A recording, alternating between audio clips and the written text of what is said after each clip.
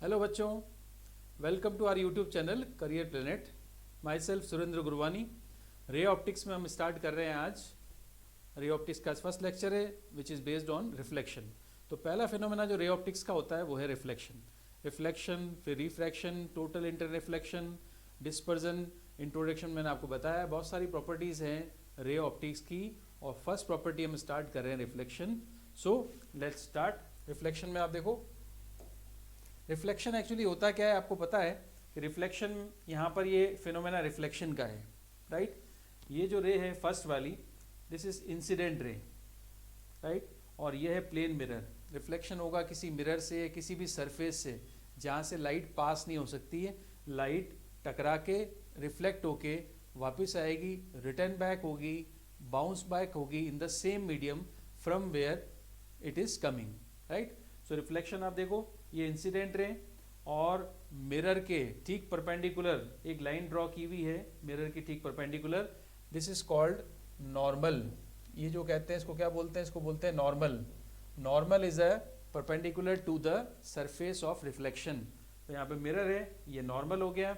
ये है incident ray, और ये वाली रे जो टकरा के वापस जाएगी, it is reflected ray. So incident ray टकराने के बाद, रिफ्लेक्ट होने के बाद क्या बन जाएगी? Reflected ray, right. अब एंगल आपको यहाँ पर लेना पड़ता है, एंगल ऑफ इंसिडेंस की रे जो इंसिडेंट रे है कितना एंगल पे स्ट्राइक होती है। तो एंगल ऑफ इंसिडेंस आपका देखो यहाँ से यहाँ तक ही आएगा, यह है एंगल ऑफ इंसिडेंस आई। अब आपको दिख रहा है कि एंगल ऑफ इंसिडेंस कहाँ से मेजर होता है? एंगल ऑफ इंसिडेंस मेजर होता है नॉर्मल से। नॉर्मल से आप मेजर करोगे, ये नॉर्मल है और ये इंसिडेंट रे है। तो नॉर्मल से इंसिडेंट रे के बीच के जो एंगल होगा, it is called angle of incidence. और नॉर्मल से ही जो रिफ्लेक्टेड रे का एंगल होगा, ये होगा आर, इसको बोलते हैं एंगल ऑफ रिफ्लेक्शन। तो एंगल ऑफ रिफ्लेक्शन ये वाला, एंगल ऑफ इंसिडेंस ये वाला। तो आपको एक बात जरूर ध्यान रखनी है इसमें कि एंगल आपको कहाँ से लेना है, इंसिडेंट रे का एंगल कहाँ से मेजर करना है? नॉर्मल से। तो ये आई है, और जबकि ये नॉर्मल है तो ये वाला एंगल क्या होगा? ये आएगा 90 माइनस आई, ये वाला एंगल।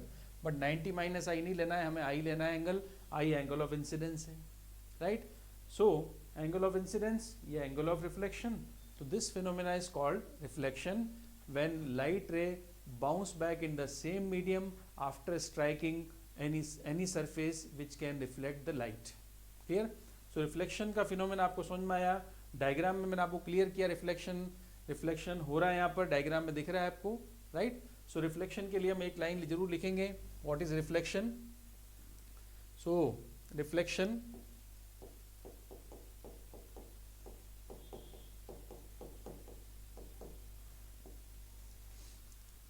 के लिए हम एक लाइन जरूर लिखेंगे यहाँ पे, when light ray strikes the surface और reflection surface, then it bounce back into the same medium.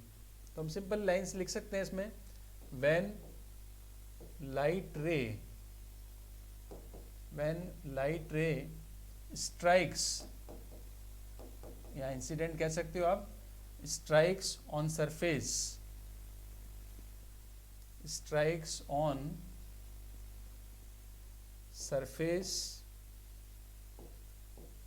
then it returns back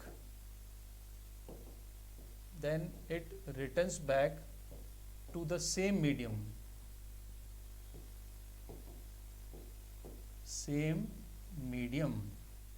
it returns back to same medium. This phenomena is called reflection. So reflection आपको clear है। So next हम आगे बात करें, reflection के बाद हम पढ़ते हैं आगे। तो नेक्स्ट आता है laws of reflection. Laws of reflection थोड़ा जल्दी जल्दी से पढ़ लेते हैं, क्योंकि आपको पता है लॉज ऑफ रिफ्लेक्शन क्या होते हैं, ये आपने पढ़ रखा है पहले से ही, इसलिए ज़्यादा टाइम खराब नहीं करें। सीधा सीधा पहला जो लॉ है रिफ्लेक्शन का, वो है angle of incidence equals to angle of reflection. Angle of incidence I, it must be equals to angle of reflection R. Clear? So ये angle of reflection equals to angle of incidence, दोनों angle equal होते हैं। ये first law है। और second number पे जो law है रिफ्लेक्शन का, second law states that the incident ray, the reflected ray and the normal all lie in same plane. ये तीनों आपके एक ही प्लेन में होंगे। कौन कौन? इंसिडेंट रे, रिफ्लेक्टेड रे और नॉर्मल। एक सेम प्लेन में कैसे होते हैं देखो, डायग्राम में दिखाऊं मैं आपको। ये डायग्राम देखो आप, ये फ्लैट सरफेस है, ग्राउंड सरफेस, ग्राउंड के सरफेस का ये परपेंडिकुलर, ये एक आपका प्लेन है। जैसे बोर्ड आपका एक प्लेन होता है, ठीक है। अगर इंसिडेंट रे बोर्ड पर है, मतलब बोर्ड वाले प्लेन पर है, तो नॉर्मल भी इसी प्लेन में होगा और रिफ्लेक्टेड रे भी इसी प्लेन में होगी। ये तीनों एक ही प्लेन में होते हैं। ऐसा नहीं कि इंसिडेंट रे यूँ आ रही और नॉर्मल आपका इधर है और रिफ्लेक्ट होके टकरा के रिफ्लेक्ट होके किसी और प्लेन में चली जाएगी, नहीं, ये उसी प्लेन में रहेगी जिस प्लेन में इंसिडेंट रे होती है। तो तीनों के तीनों एक सेम प्लेन में लाए करते हैं। तो it's called second law of reflection. Now अब हम बात करते हैं रिफ्लेक्शन की। हम बात कर रहे थे, तो रिफ्लेक्शन सबसे पहले हम पढ़ेंगे प्लेन मिरर का। सो नेक्स्ट हेडिंग है हमारा reflection, reflection from plane mirror, reflection from plane mirror. तो प्लेन मिरर रिफ्लेक्शन करता है। प्लेन मिरर आपको पता है रिफ्लेक्शन से ही इमेज बनाता है। तो प्लेन मिरर का रिफ्लेक्शन हम पढ़ेंगे। सबसे पहला पॉइंट प्लेन मिरर के लिए कि प्लेन मिरर हमेशा कौन सी इमेज फॉर्म करता है। अगर ऑब्जेक्ट रियल है तो प्लेन मिरर हमेशा वर्चुअल इमेज फॉर्म करता है। तो मैं आपको प्लेन मिरर का डायग्राम दिखाऊं, देखो इस तरह से। ये प्लेन मिरर है, इसको हम ड्रॉ कर लेते हैं, प्लेन मिरर है। और ये हमारा ऑब्जेक्ट है। पहले हम नॉर्मल ड्रॉ कर लें। ये नॉर्मल है। नॉर्मल क्या होता है? मिरर के परपेंडिकुलर लाइन होती है, इमेजिनरी लाइन होती है, इट इज कॉल्ड नॉर्मल। फिर नेक्स्ट देखो आप, अब मैं आपका ऑब्जेक्ट इसमें लूँ, तो ऑब्जेक्ट मैंने ले लिया यहाँ पर, इट इज ऑब्जेक्ट। तो ऑब्जेक्ट कैसा है? ऑब्जेक्ट आपका रियल है। तो रियल ऑब्जेक्ट हमने लिया, राइट। तो रियल ऑब्जेक्ट से रेज होंगी, रेज निकलेंगी। तो ऑब्जेक्ट से रेज निकलती हैं, तो आप देखो फर्स्ट रे ये है, राइट। सेकेंड रे हमने ये ले ली, ये 2 रेज हैं, ठीक है। नॉर्मल आपको पता है, नॉर्मल कहाँ होता है? ये नॉर्मल है, इसके लिए ये नॉर्मल है। अब रिफ्लेक्शन लॉ फॉलो होगा, angle of incidence equals to angle of reflection. तो जो रे स्ट्राइक होके वापस जाएगी, ये स्ट्राइक हुई, रिफ्लेक्शन हुआ, तो ये ऐसे निकल जाएगी। ये है रिफ्लेक्टेड रे। यहाँ भी स्ट्राइक हुई, नॉर्मल पे स्ट्राइक हुई और ये निकल गई, नॉर्मल पॉइंट पे स्ट्राइक होती है। Angle of incidence angle of reflection बराबर होगा और लाइट की रे रिफ्लेक्ट होगी। क्लियर? अब आप देखो, ये वाली रे फर्स्ट रे है और ये सेकेंड रे है। क्या ये दोनों रेज एक्चुअली मीट करेंगी? नहीं। तो हमें बनानी पड़ेगी इसको, आपको ड्रॉ करके बैक साइड में। तो हमने इसको ड्रॉ किया और बैक साइड में बनाया, तो यहाँ पे बन गई इमेज।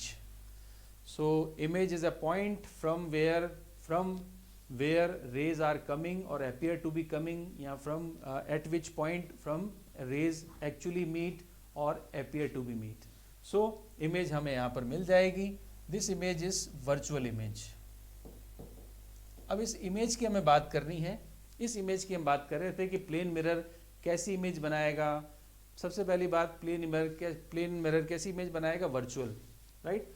तो फर्स्ट पॉइंट है आपका कि plane mirror always form virtual. First point, plane mirror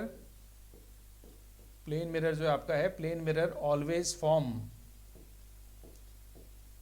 form virtual image, always form virtual image. Virtual image बना रहा है किसकी? कौन से ऑब्जेक्ट की?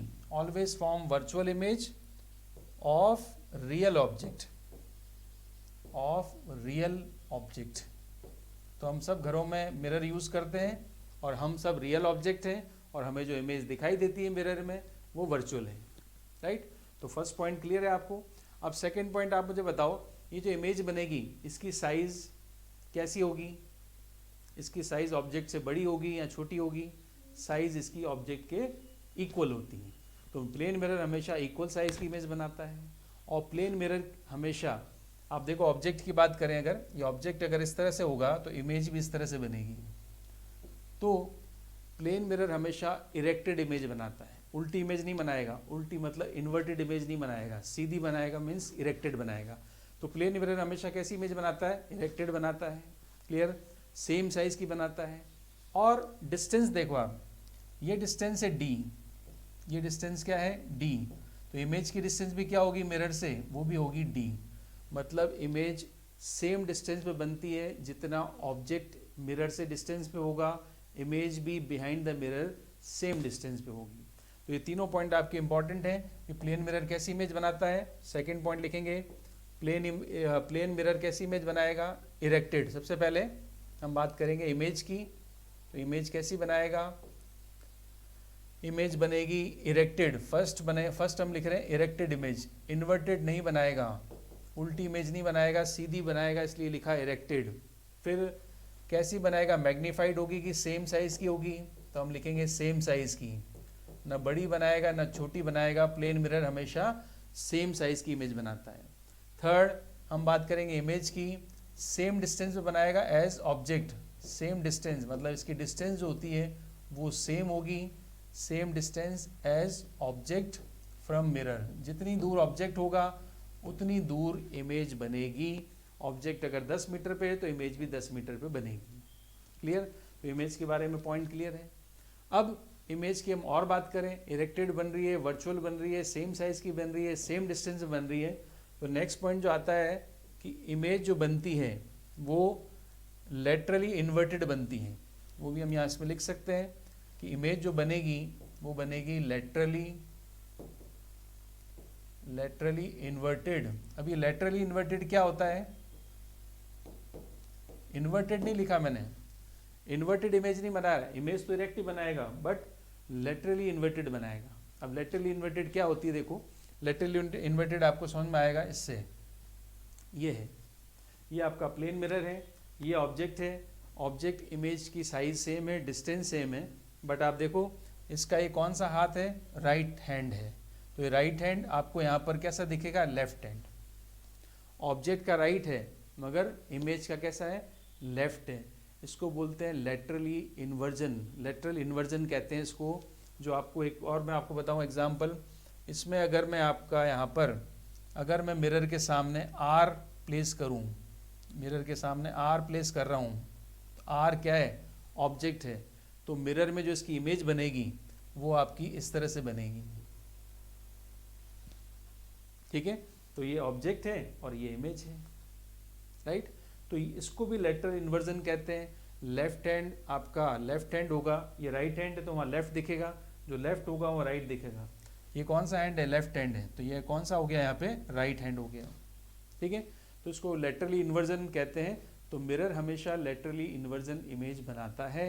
आपने देखा होगा, इसका एक एग्जाम्पल मैं आपको और बताऊँ, आपने सब ने एम्बुलेंस देखी होगी, एम्बुलेंस देखी है तो उस पर जो वर्ड लिखा है एम्बुलेंस, वो एम्बुलेंस इन्वर्टेड लिखा होता है, उल्टा लिखा होता है, लेटरली इन्वर्टेड लिखा होता है। ठीक है, तो ए बी, अगर हम बी की बात करें तो बी ऐसा होता है एम्बुलेंस का, तो एम्बुलेंस में बी आपको ऐसा दिखेगा। वो लिखा हुआ ऐसे रखते हैं ताकि आगे वाली कार या आगे वाली गाड़ियाँ जब मिरर में देखें कि पीछे कौन सी गाड़ी आ रही है तो उसको साफ क्लियर एम्बुलेंस बिल्कुल सीधा और सही नज़र आए। ठीक है, तो एम्बुलेंस खुद लेटरली इन्वर्टेड लिखती है ताकि हम कार में बैठे बैठे मिरर में देखें तो हमें वो एम्बुलेंस बिल्कुल सीधा दिखाई दे। सो इमेज की हम बात की, तो इमेज हमारे पास इमेज की पॉइंट था, इमेज वर्चुअल है, इरेक्टेड है, सेम साइज की है, सेम डिस्टेंस पे है और लेटरली इन्वर्टेड होती है। क्लियर?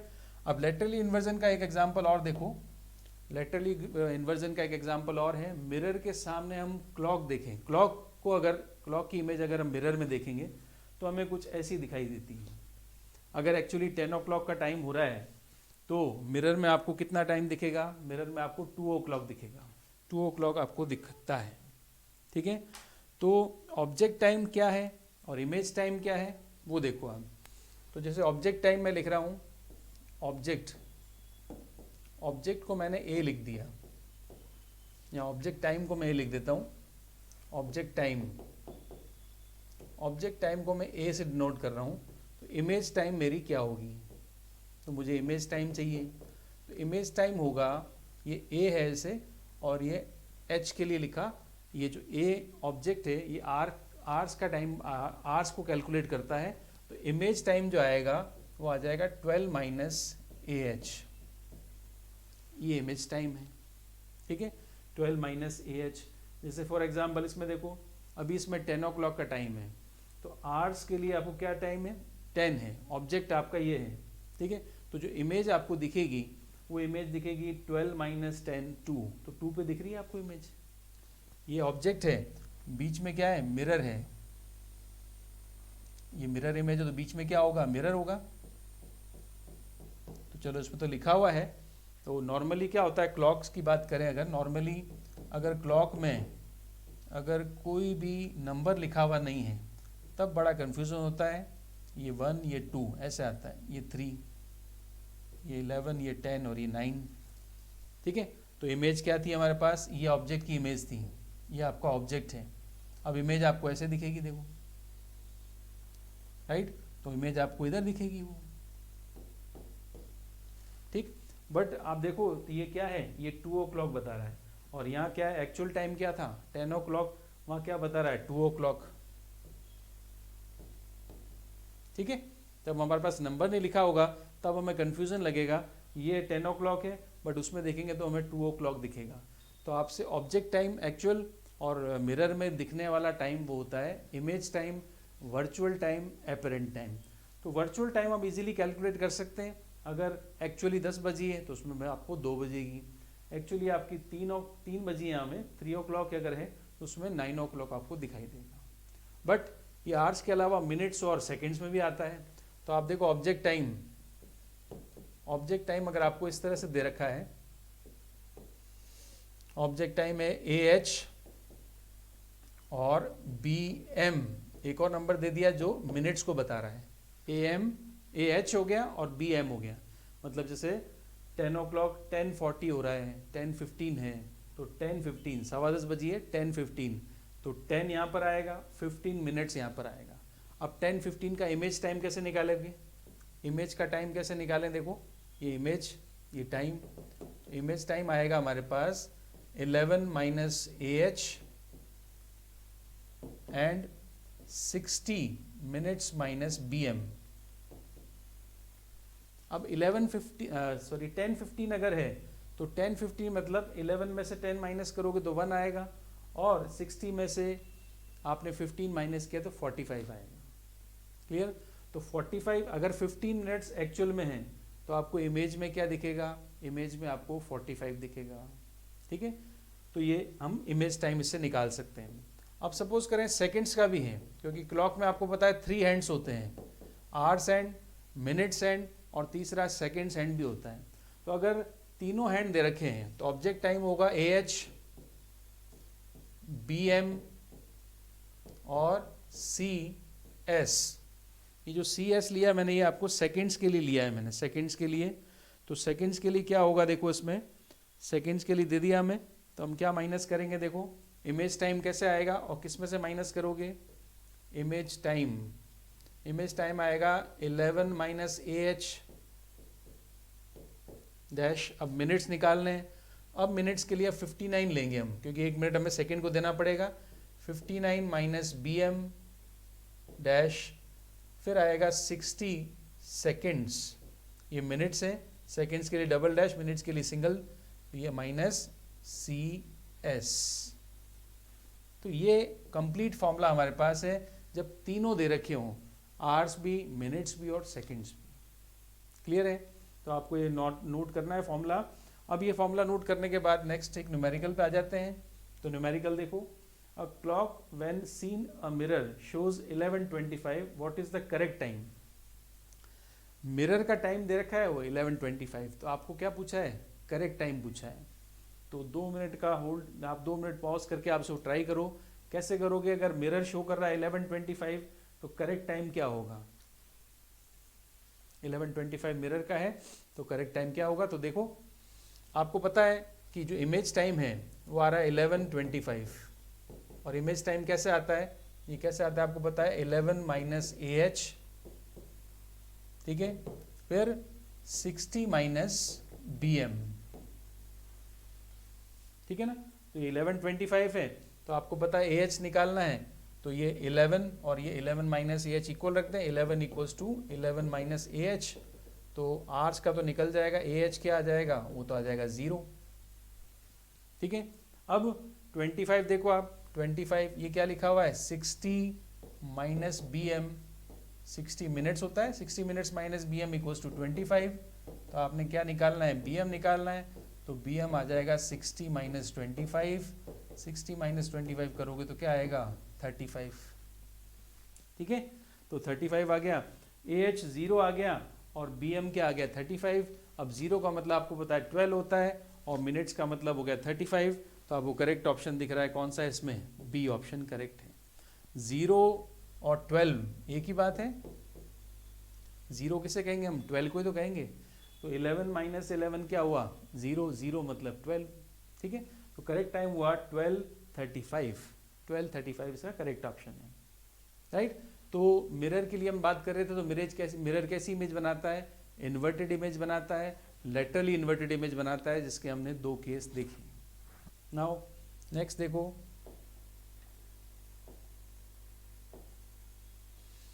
नेक्स्ट पॉइंट हम बात करते हैं प्लेन मिरर के लिए इमेज फॉर्मेशन के लिए। नेक्स्ट पॉइंट आएगा हमारे पास डेविएशन,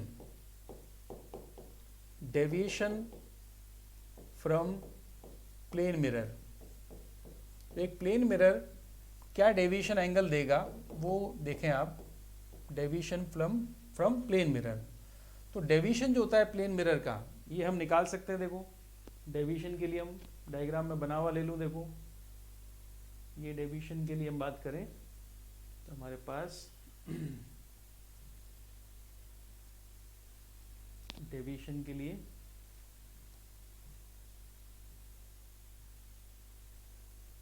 ये देखो, अब डेविएशन अगर हमें चाहिए तो ये है इंसिडेंट रे। तो इंसिडेंट रे को कंटिन्यू करें, अगर मिरर नहीं आता तो रे कंटिन्यू हो जाती है, ये रे की डायरेक्शन होती। मिरर नहीं आता अगर तो रे की डायरेक्शन ये होती ना, रे की डायरेक्शन ये होती। अब बट मिरर आ गया तो मिरर से लाइट क्या हो गई, रिफ्लेक्ट हो गई। तो ये अपने पाथ से कितना मुड़ी है, कितना डेविएट हुई है, वो हमें निकालना है। ये अपने पाथ से कितना डेविएट हुई है, तो डेविएशन एंगल इसको कहते हैं। देखो ये डेविएशन एंगल है, दिस इज डेविएशन एंगल। अब एक स्ट्रेट लाइन पे टोटल एंगल क्या बनता है, आपको सबको पता है। एक स्ट्रेट लाइन पे टोटल एंगल क्या बनेगा, ये टोटल एंगल होता है स्ट्रेट लाइन पे, ये होता है 180 डिग्री। तो 180 डिग्री में से हमें ये वाला एंगल माइनस करना है, ये पूरा। तो आई और आर दोनों तो इक्वल होते हैं, तो आई आर को भी मैं क्या लिख दूंगा, आई। ठीक है, तो टोटल एंगल 180 होता है, ये टोटल 180 है, 180 तो आपका टोटल है। तो टोटल में से क्या माइनस करना है, आई और आई, आई और आर तो इक्वल है। ठीक है, तो डेविएशन एंगल ये वाला आएगा, इसको लिखेंगे डेल्टा। डेल्टा आएगा 180 माइनस आई माइनस आई। इसका मतलब डेविएशन एंगल की वैल्यू मिल गई आपको 180 माइनस 2i। डेविएशन एंगल क्या होगा 180 माइनस 2i। डेविएशन आप समझ गए, ये वाला पाथ है और अपने पाथ जो रे अपने पाथ पे जा रही थी, रिफ्लेक्शन के बाद वो अपने पाथ से कितना मुड़ गई, उसको डेविएशन कहते हैं। सो डेविएशन एंगल होगा for from plane mirror 180 minus 2i। ठीक है, तो प्लेन मिरर का डेविएशन एंगल 180 माइनस 2 पाई है, ये तो हमने पढ़ लिया 180 माइनस 2 पाई। तो डेविएशन एंगल लिखेंगे 180 माइनस 2i, सॉरी पाई नहीं 2i। Deviation angle from plane mirror is 180 minus 2i। i या फिर आप r भी लिख सकते हो, बिकॉज i और r तो सेम है। ठीक है, अब डेविएशन फ्रॉम प्लेन मिरर तो हमने निकाल लिया। अब हम निकालेंगे जब मिरर्स आपके पास दो हों, दो मिरर्स ले रहे हैं हम। देखो ऐसा, ये पहला मिरर फर्स्ट, ये फर्स्ट मिरर है। ठीक है, तो एक मिरर से रे स्ट्राइक करेगी और दूसरे से टकराएगी। तो यहाँ पर 2 प्लेन मिरर्स हैं which are inclined at angle theta from each other. ये थीटा एंगल है। तो डेविएशन फ्रॉम 2 प्लेन मिरर। अब हमें डेविएशन एंगल चाहिए, डेविएशन एंगल चाहिए बट 2 मिरर से। Deviation from 2 plane mirrors, 2 plane mirrors हैं और उनके बीच में एंगल कितना है, थीटा एंगल पे इंक्लाइंड है। तो 2 प्लेन मिरर्स जो थीटा एंगल पे इंक्लाइंड होते हैं, इससे भी रे को डेविएशन मिलेगा। और वो कैसे मिलेगा, क्या मिलेगा वो देखो। डेविएशन एंगल देखें इसका हम,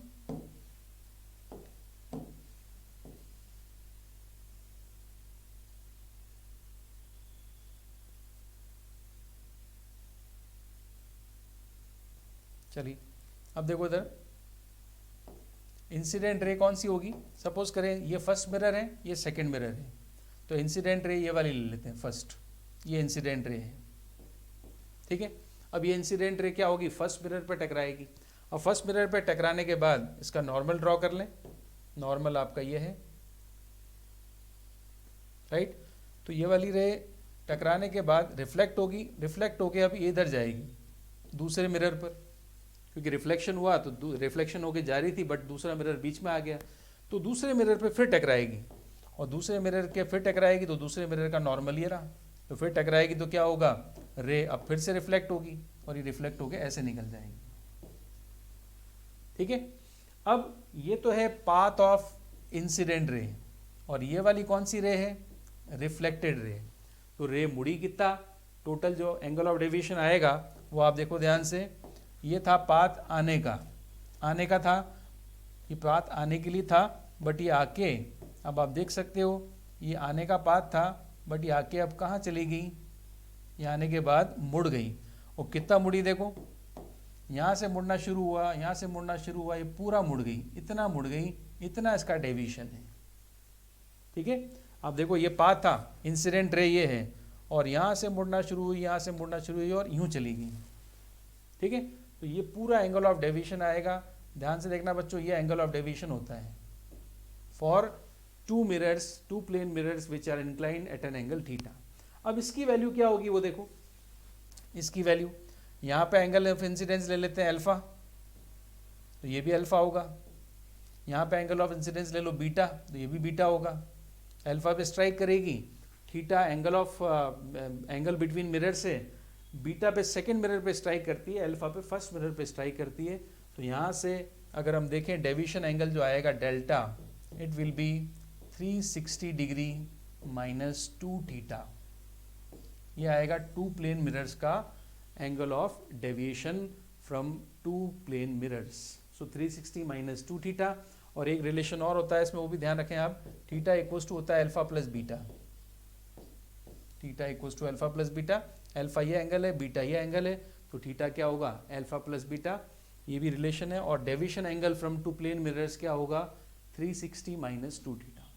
इस फॉर्मूले को मैं आपको फिर एक एग्जांपल से समझाऊं, इस फॉर्मूले को आप थोड़ा सा वेरीफाई कर सकते हो, कैसे, आप देखो ये टू मिरर्स हैं, टू प्लेन मिरर्स हैं, आप बताओ इनके बीच में एंगल कितना है, what is angle between these two plane mirrors, theta, ठीक है, एंगल है इनके बीच में थीटा, तो थीटा इक्वल्स टू कितना होगा, 90, तो थीटा अगर 90 है, so if theta equals to 90, तो डेविएशन एंगल निकालें।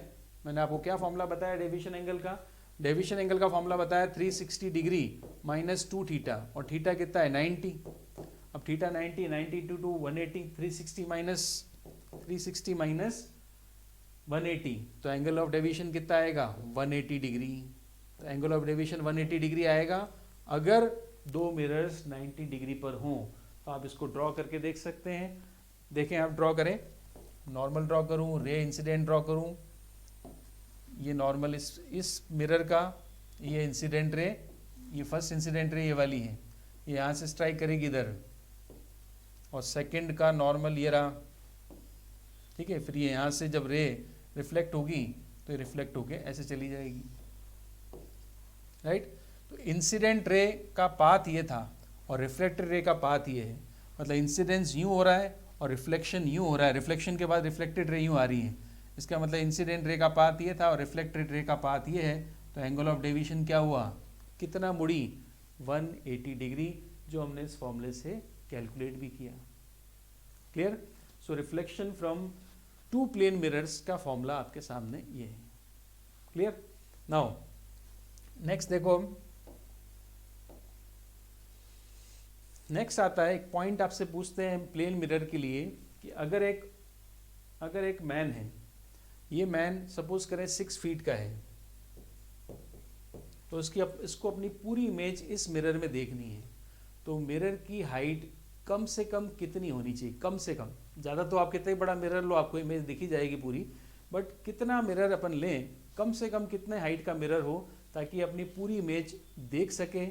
सो ये जो मिरर आपको दिख रहा है इसकी हाइट होगी 6 फीट। अगर इसकी हाइट है तो मिरर की हाइट होनी चाहिए h/2, half of the height of man.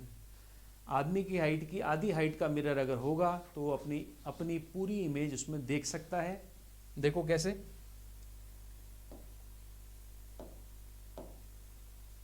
ये देखो, ये वैसे तो पूरा मिरर है, कंप्लीट मान लेते हैं मिरर कंप्लीट है हमारे पास, ये मिरर है जो कंप्लीट है, राइट। अब हेड की बात करें, ये गर्ल है, ये हेड है, तो हेड से यहाँ पर F पॉइंट पे स्ट्राइक करेगा रे, और रे स्ट्राइक होके आईज में ऐसे एंटर करती है, ठीक है। और अपनी पूरी इमेज देखनी है, इसका मतलब वो यहाँ से शूज से भी एक रेज निकलती हुई दिखा दी, last bottom point, top to bottom complete ले रहे हैं हम, तो बॉटम पॉइंट क्या है, शू है, तो शू से एक इमेज गई, रे निकली, और इमेज बनाने के लिए रे निकली और ये मिरर पे स्ट्राइक करती है और आईज में एंटर कर जाती है, ठीक है। और इस तरह से एक कंप्लीट इमेज इसको दिख जाएगी। ये शूज इसको यहाँ दिख रहे हैं और ये हेड इसको यहाँ पे दिख रहा है, हेड इसको यहाँ दिख रहा है, शूज इसको यहाँ दिख रहे हैं, तो कंप्लीट इमेज इसको दिख रही है। अब टोटल हाइट आप देखो कितनी है, 1.5010, तो 1.5010 ये ले लिया, तो टोटल हाइट हो गई इसकी 1.60 मीटर, क्लियर। और तो मिरर की जो हाइट, अब यहाँ पे मिरर नहीं चाहिए हमें, इसके बाद वाला मिरर का पार्ट चाहिए नहीं, इसके ऊपर भी मिरर नहीं चाहिए हमें, तो हमें मिरर चाहिए केवल F से लेकर B तक का। सो FB इक्वल्स टू FB और ये BD है, ठीक है, तो हम लिख सकते हैं, देखो FB प्लस BD, F से B तक का और B से D तक का है, टोटल डिस्टेंस है जो यहाँ पे G से लेकर A तक के इक्वल आएगी, GA के इक्वल आएगी, राइट। और FB और BD इक्वल होते हैं तो हम लिख रहे हैं इसको X प्लस X, और GA कितना होगा, GA मतलब टोटल हाइट, टोटल हाइट इस लड़की की रखी है 1.60, तो 1.60 पुट कर देंगे हम, तो 2x इक्वल्स टू 1.60, तो x जो मिरर की हाइट आएगी वो आ जाएगी 0.80 मीटर, ये x हाइट या लेंथ ऑफ द मिरर है, ठीक है। तो ये कंप्लीट आपका जो कॉन्सेप्ट है ज्योमेट्री से आप सेट कर सकते हो, ज्योमेट्रिकली एक्सप्लेन किया जा सकता है। ज्योमेट्री का इसमें प्रॉपर यूज़ है, रिफ्लेक्शन रे ऑप्टिक्स में रिफ्लेक्शन हो चाहे रिफ्लेक्शन हो, इसमें ज्योमेट्री कंप्लीटली यूज़ कर सकते हैं अपन, ज्योमेट्री का पूरा यूज़ होता है। दैट्स वाई रे ऑप्टिक्स को ज्योमेट्रिकल ऑप्टिक्स भी बोलते हैं।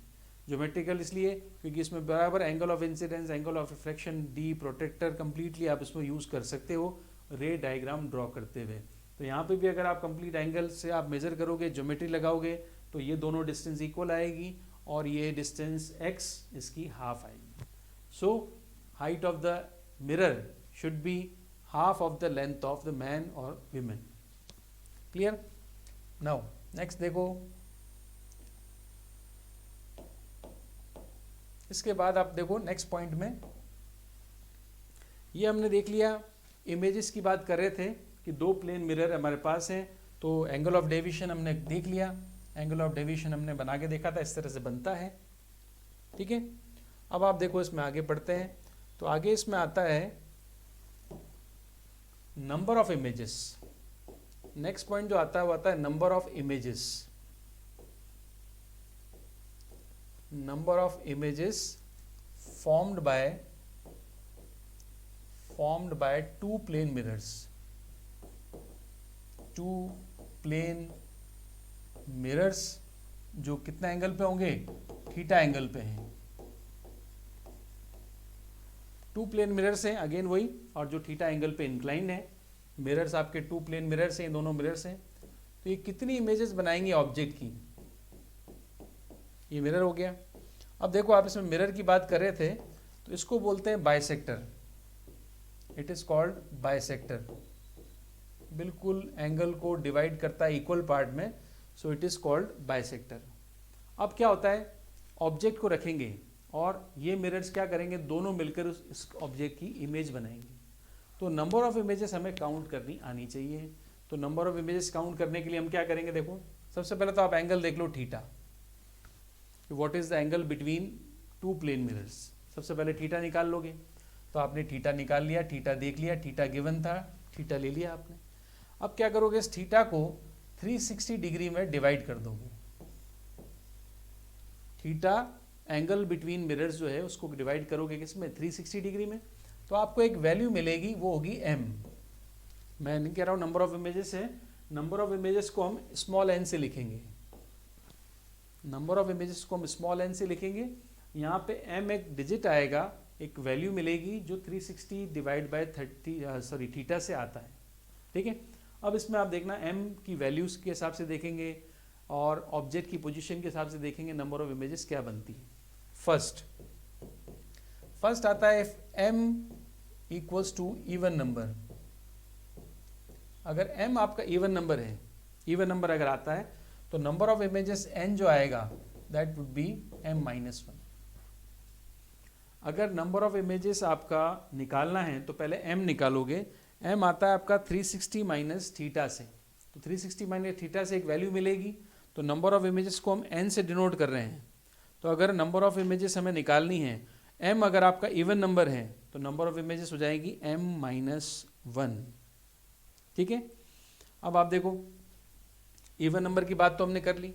अब इवन नंबर की बात सपोज करें थीटा की वैल्यू 90 है, सपोज करें थीटा की वैल्यू 90 है, तो 360 बाय 90 कितना होता है, एग्जाम्पल में ही लिख देता हूँ 360 बाय 90।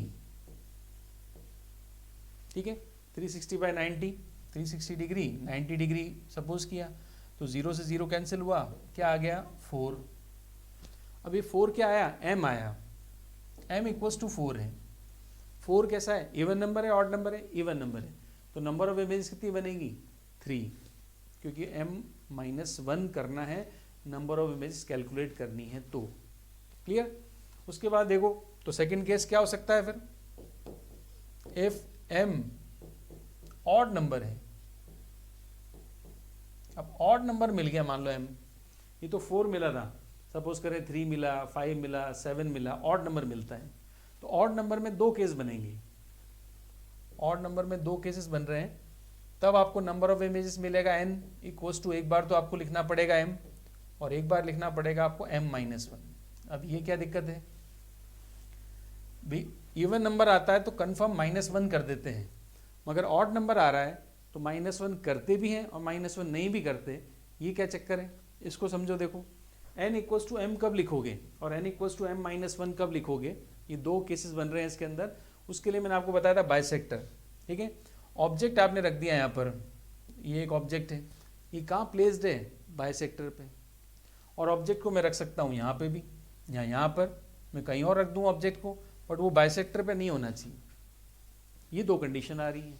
तो अगर ऑब्जेक्ट प्लेस्ड है, अगर ऑब्जेक्ट बाइसेक्टर पर है, इफ ऑब्जेक्ट, यहाँ पे m की बात करेंगे, object is not at bisector,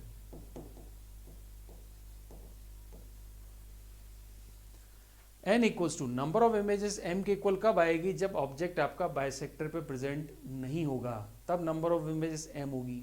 अगर बाइसेक्टर पे प्रेजेंट है, if o is on bisector. ठीक है, अगर ऑब्जेक्ट बाइसेक्टर पर है, पर ऑब्जेक्ट अगर बाइसेक्टर पे है, जैसे ये वाला केस है, तब नंबर ऑफ इमेजेस क्या बनेगी, m-1। अब बाइसेक्टर पे प्रेजेंट होने का क्या कारण होता है कि अगर बाइसेक्टर पे बनता है तो सिमेट्री बनती है, सिमेट्री की वजह से 2 इमेजेस एक दूसरे पर कोइंसाइड कर जाती है, इसलिए हम नंबर 1 माइनस कर देते हैं, नंबर ऑफ इमेजेस कम बनेगी, क्योंकि 2 इमेजेस आपकी एक ही पॉइंट पर, एक ही जगह पर 2 इमेज बन जाती है, तो आपको दिखती एक ही है, इसलिए हम -1 कर देते हैं। ठीक है, तो हम ये याद रखेंगे कि अगर इवन नंबर है तो m-1, ऑड नंबर है तो m-1 अगर बाइसेक्टर पे है, और -1 कब नहीं करोगे, जब वो बाइसेक्टर पे नहीं होगा। ठीक है, और अगर और इवन ऑड की जगह तीसरा केस ले लें हम कि इफ m जो आ रहा है आपके पास इज नॉट इंटीजर, अगर ये इंटीजर ही नहीं है, इंटीजर नहीं है, मान लो 360/72 कर दिया है, कोई भी ऐसा एंगल ले लिया जो डिवाइड करने पर ना तो इवन नंबर आ रहा है ना ऑड नंबर आ रहा है। फॉर एग्जाम्पल m मैंने डिवाइड किया, मेरे पास आ गया 4.2, ठीक है, तो ये तो ऑड भी नहीं है इवन भी नहीं है, 4.2 आ गया। तो मैं अप्रोच करूंगा क्लोजेस्ट नंबर को, तो अप्रोच करूंगा इसका क्लोजेस्ट इंटीजर क्या है, तो इसका इंटीजर ले लूंगा बस। क्लोजेस्ट इंटीजर जो आएगा वो नंबर ऑफ इमेजेस बताएगा, क्लोजेस्ट इंटीजर, ठीक है। तो हमें ये लेना है। फिर अगर हमारे पास m की वैल्यू इंटीजर नहीं आ रही है तो जो भी उसका 4 डेसिमल में जो है पॉइंट, उसको छोड़कर जो भी इंटीजर होगा क्लोजेस्ट इंटीजर वो ले लेंगे हम, ठीक है। तो हम ये वैल्यू यहाँ से 4 लेकर फिर आगे नंबर ऑफ इमेजेस कैलकुलेट कर सकते हैं।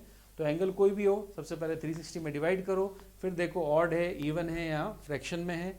ऑड है तो -1 है ना, ऑड है तो आपका क्या होगा, इवन है तो -1। ऑड में 2 केसेस बनेंगे, एक बार -1 करना है, एक बार नहीं करना है, देखेंगे। और फ्रैक्शन में आ गया तो क्लोजेस्ट इंटीजर ले लोगे, तो ये नंबर ऑफ इमेजेस कैलकुलेट यहाँ पर हो जाती है। क्लियर। तो इमेज फॉर्मेशन की हम बात करें थे प्लेन मिरर से, तो हमने 2 प्लेन मिरर लिए और दोनों से बनने वाली इमेजेस की हमने बात की। अब एक और पॉइंट इसमें आता है, एक नेक्स्ट पॉइंट देखो आप, ये है आपका प्लेन मिरर। ये सपोज करें प्लेन मिरर है, राइट, और ये आपको पता है ये नॉर्मल होता है, ये नॉर्मल है। इंसिडेंट रे, ये आपको पता है इंसिडेंट रे ये वाली है, ये इंसिडेंट रे है, ठीक है। और रिफ्लेक्टेड रे ये हो जाएगी। क्लियर। तो इंसिडेंट रे और ये रिफ्लेक्टेड रे, ठीक। तो ये आपका बन गया हमारे पास मिरर। मिरर बन गया, रिफ्लेक्शन हो गया, एंगल ऑफ इंसिडेंस आई हो गया, और ये भी आपका एंगल ऑफ रिफ्लेक्शन ये भी आई होता है। अब हमें बोला इसमें केस में क्या है कि इफ मिरर, इसमें इंपॉर्टेंट पॉइंट है देखो आप, if mirror rotates at angle theta, अगर मिरर थीटा एंगल से रोटेट कर गया तो फिर रिफ्लेक्टेड रे कितने एंगल से रोटेट करेगी। तो मैं आपको बताऊं, देखो मिरर जो है रोटेट करेगा तो थीटा एंगल से रोटेट कर रहा है मिरर। तो नेक्स्ट मिरर जो बना रहा हूं मैं डॉटेड लाइन से बनाऊं, मिरर डॉटेड लाइन से बनाता हूं। देखो ये मिरर है और ये नेक्स्ट मिरर की पोजीशन आएगी, ये नेक्स्ट मिरर है। अब बताओ मिरर को कितना एंगल से टर्न किया, थीटा एंगल से, ठीक है। तो मिरर को मैंने थीटा एंगल से टर्न कर दिया, दिख रहा है एंगल आपको थीटा, ये एंगल थीटा है, this is theta angle, angle theta from actual position, previous position of mirror. तो मिरर को मैंने थीटा टर्न किया, रे वही रहेगी, incident ray remain same. If mirror rotates angle theta and incident ray remain same, incident ray remains same, ठीक है। तो इंसिडेंट रे सेम है, बट मिरर को मैंने थीटा एंगल से रोटेट कर दिया। अब मिरर को अगर थीटा एंगल से रोटेट करूंगा तो आपको पता है इसका नॉर्मल भी क्या होगा, थीटा एंगल से रोटेट कर जाएगा। पहले ये नॉर्मल था, अब ये नॉर्मल होगा, तो ये भी थीटा एंगल से रोटेट कर गया, ठीक है। इस तरह से एंगल ऑफ इंसिडेंस चेंज हो जाएगा। तो रिफ्लेक्टेड रे जो होती है, रिफ्लेक्टेड रे वो आपकी पहले ये वाली रिफ्लेक्टेड थी, अब जो रिफ्लेक्टेड रे आएगी वो ये वाली होगी, ये पहले थी आई, अब आएगी आई डैश। ऑब्जेक्ट की रे तो वही है ना, एक ही है। ऑब्जेक्ट की रे को, इंसिडेंट रे को चेंज नहीं किया है, मिरर की पोजीशन चेंज की है। तो मिरर को अगर थीटा एंगल से टर्न करूंगा, ट्विस्ट करूंगा, तो इमेज कितना एंगल से टर्न होगी, देन इमेज या फिर रिफ्लेक्टेड रे, हम कहेंगे reflected ray rotates bye angle 2 theta. ये हमें याद रखना है कि अगर मिरर को थीटा एंगल से रोटेट करेंगे तो रिफ्लेक्टेड रे, ये वाला जो एंगल होगा ये आपका 2 थीटा आएगा। थीटा कहाँ से जनरेट हुआ था, देखो ये थीटा हम लाए थे, थीटा हम खुद लाए थे टर्न करके, ये थीटा मिरर को टर्न करके लाए, और ये जो पहले वाली रे थी और अब जो रिफ्लेक्टेड रे है वो कितना एंगल से टर्न कर जाएगी, 2 थीटा से। ये इसका इंपॉर्टेंट पॉइंट है मिरर के लिए जो हमें याद होना चाहिए। अब देखो नेक्स्ट, अब मिरर के लिए लास्ट पॉइंट पे जाते हैं। तो लास्ट पॉइंट में मिरर के लिए क्या बताया है वो देखिए, मिरर के लिए लास्ट पॉइंट की बात करें तो last point of the mirror क्या है, वो है मिरर के अंदर ऑब्जेक्ट की इमेज। तो सपोज करें ये मिरर है, मिरर के अंदर मैंने क्या बोला, ऑब्जेक्ट की इमेज नहीं, हमें पढ़ना है यहाँ पे वेलोसिटी। हाँ, वो है मिरर के अंदर इमेज की वेलोसिटी। ठीक है, अब आप देखो ये ऑब्जेक्ट है ओ, ये इमेज है आई, राइट। तो ऑब्जेक्ट अगर मूव करेगा v स्पीड से तो इमेज भी क्या होगी, v स्पीड से मूव करती है। ठीक है, ऑब्जेक्ट अगर मूव करेगा v स्पीड से तो इमेज भी क्या करेगी, v स्पीड से मूव करती है, क्योंकि आपको पता है ऑब्जेक्ट और इमेज की डिस्टेंस कितनी आएगी, सेम आएगी, right. So velocity of object is o and velocity of image is i। ये आपको पता है vo क्या है, वेलोसिटी ऑफ ऑब्जेक्ट, और vi क्या है, velocity of image. vi is velocity of image. ठीक है, तो ऑब्जेक्ट की इमेज, ऑब्जेक्ट की जो वेलोसिटी है और इमेज की वेलोसिटी है। ऑब्जेक्ट किसी स्पीड से आ रहा है, इमेज किसी स्पीड से आ रही है। सबसे पहली बात तो ये दोनों वैल्यू इक्वल होती है, vo equals to vi, speed equal होती है, डायरेक्शन नहीं। अगर हम वेलोसिटी की बात करें तो vo वेलोसिटी इक्वल्स टू हो जाएगा minus vi, vo equals to क्या होगा, माइनस vi, क्योंकि ऑब्जेक्ट अगर ऐसे मूव करेगा तो इमेज उसके अपोजिट डायरेक्शन में मूव करती है। अब अगर आपसे यहाँ पर इमेज की वेलोसिटी पूछी जाए तो सेम है, जो ऑब्जेक्ट की वेलोसिटी है वही स्पीड पूछी जाए तो जो ऑब्जेक्ट की स्पीड है वही इमेज की स्पीड है। अगर वेलोसिटी पूछी जाए तो जो ऑब्जेक्ट की वेलोसिटी है उसके अपोजिट इमेज की वेलोसिटी होती है। क्लियर। अब आप देखो, सपोज करें इसमें आपसे पूछा जाए relative velocity, relative velocity of image. हमें इमेज की रिलेटिव वेलोसिटी निकालनी है। पहला with respect to ground, ground के रिस्पेक्ट में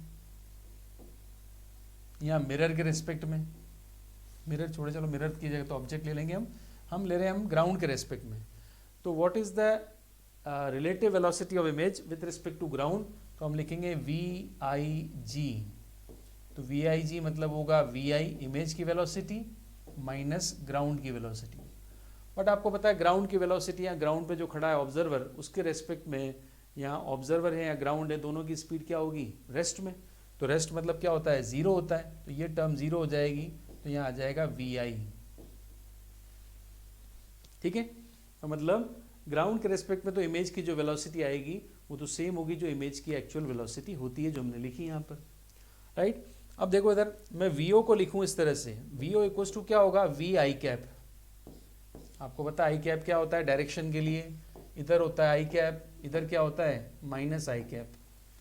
तो VO तो है VI कैप, तो इमेज की बताओ, इमेज की वेलोसिटी क्या होगी, VI equals to minus VI cap, ये इमेज की वेलोसिटी होगी।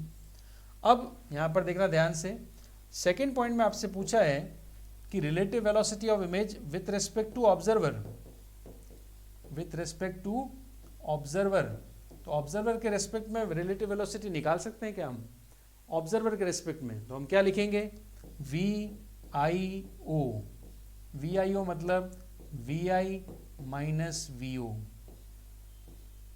अब मैं वैल्यू पुट करूं, VI minus VO, value put करता हूं। देखो VI की वैल्यू क्या है, VI की वैल्यू तो है minus VI cap, minus VI cap, और माइनस VO की वैल्यू क्या है, प्लस VI कैप। तो यहाँ पे मैं क्या पुट कर दूंगा, VI कैप।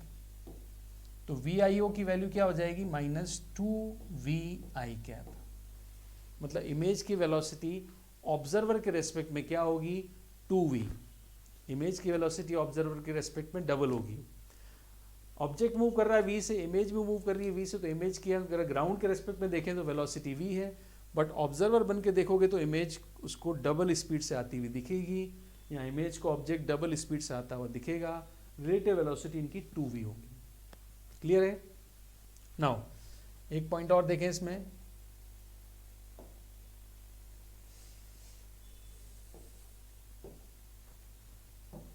अब देखो, सपोज करें ये मिरर है, सपोज करें मिरर हो गया